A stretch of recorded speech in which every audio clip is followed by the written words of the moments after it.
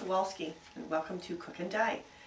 Wanted to show you some quick, easy ideas and a recipe that you can do in your torte pan. Get 2 pans. The nice thing about this is one standard cake mix of Betty Crocker or Duncan Hines will make 2 cakes. So when you want to prepare your pan, very important 2 things. One, you want to make sure that you've spritzed the outside. I always like to use a little spritzer. Spritz the outside and then just about a ½ inch into the center. You're also going to place a parchment paper circle in the center. So get some parchment paper, cut it to about the same size. I'm sure you've got a bowl at home that is pretty much about the same size as that. Cut it out and place it on there. Then you're going to go ahead and put your cake batter in. Make sure you divide it evenly. So it's probably a good idea to mix it in a bowl that you can, you know your measurements. So half goes in one side, half goes in the other. Once it has baked up, you will get 2 cakes, and here is the parchment paper that simply will peel off the top. So I wanted to go ahead and do a quick little cute dessert here, and this is going to be a watermelon dessert. I simply have made a white cake mix, and I put green food coloring in. The outside is green. I want to go ahead and now pretend like it's going to be the inside of the watermelon. So what I've done is I've mixed up some Cool Whip and some pudding. Now this is a great easy recipe if you want for frosting. I normally would take a large Cool Whip. This one here is 16 ounces. So if you're doing any kind of a whipped cream topping, and then you always add 2 boxes of whatever kind of pudding you want. Make sure it's instant pudding. So my favorite is just vanilla whipped topping, and I love cheesecake JELLO, instant JELLO. Mix those 2 together. You've got enough for 2 fillings. One I've already made. I do have this one here. You can see this is kind of our finished product here. I went ahead and put this into the fridge after I had mixed it, so it is pretty thick. When you're mixing it together, make sure that you mix it pretty quick because it starts to puddatize or set up, or I'm using technical terms here, but it sets up really quick. If you're going to put it in the fridge, be aware it is going to be one big blob, and that is fine.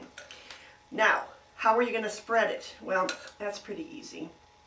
You're going to take a rubber scraper and you're going to spread it out, but the secret is to simply have a spatula with some water on it so that you can then spread it out a little bit easier and it doesn't stick to the spatula. So we're going to just keep dipping this, and I'm going to fill the center. Now, what else do we use the pans for while I'm doing this?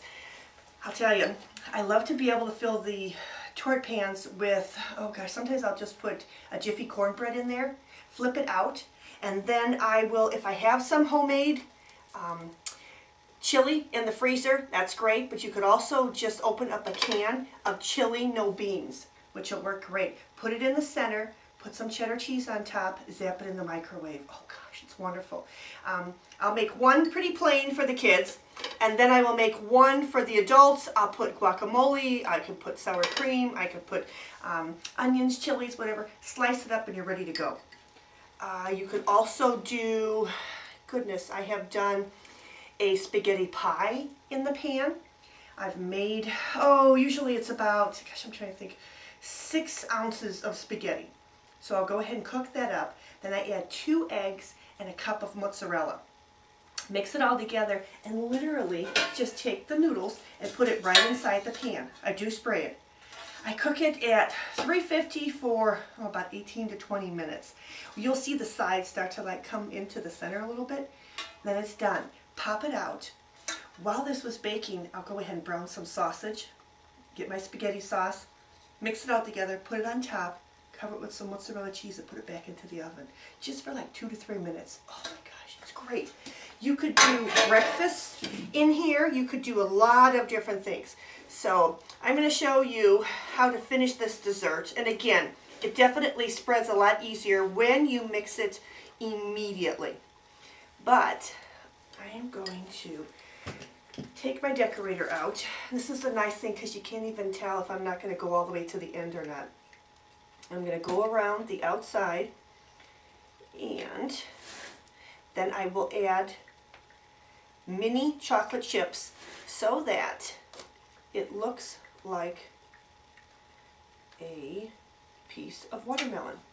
All right, and I'm out. I need to refill my decorator, but you get the idea.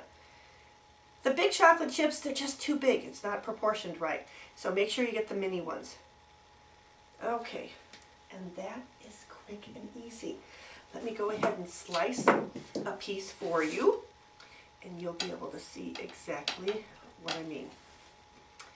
Okie doke. Quick and easy.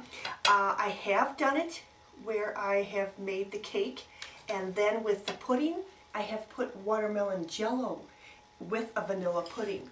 Sometimes just it's a little too tart.